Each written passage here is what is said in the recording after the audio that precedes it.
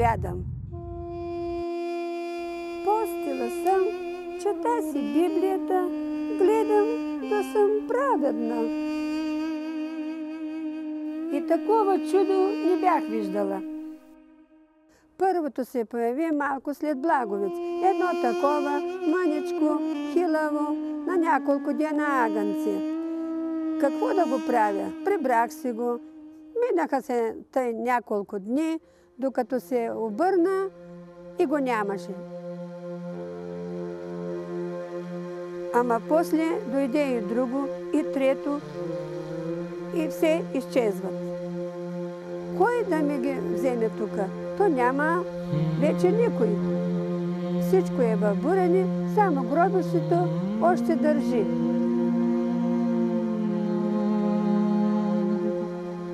Боже, къде ми отидоха агънцата?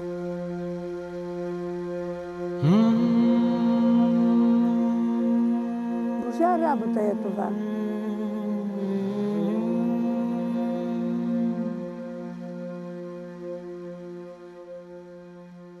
Божа работа е не просто филм. Това е универсална история за вярата, човечността и необяснимите чудеса около нас. В умиращо българско село 100-годишната баба Мария живее сама.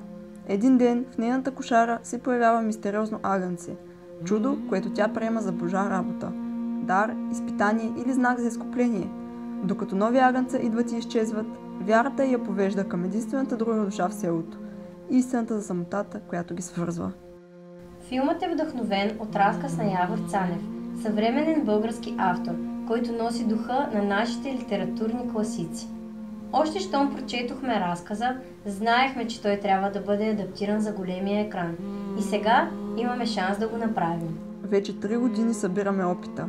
Работили сме по холивудски продукции, независими филми и европейско кино. Сега се връщаме към родното си място, там, откъдето сме тръгнали.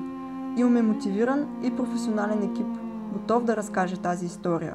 История, пропита с носталгията на 4 студента в чужбина. Но за да я превърнем в реалност, имаме нужда от вашата подкрепа.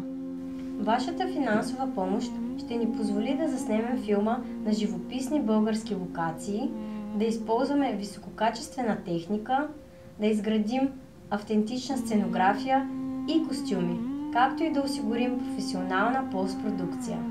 Всеки лев, който дарите, ще бъде инвестиция в изкуството, в българското кино и в една история, която може да докосне сърцата на хиляди. Ако вярвате в магията на киното, ако вярвате, че българските истории заслужават да бъдат разказани, Помогнете ни да вдъхнем живот на Божа работа.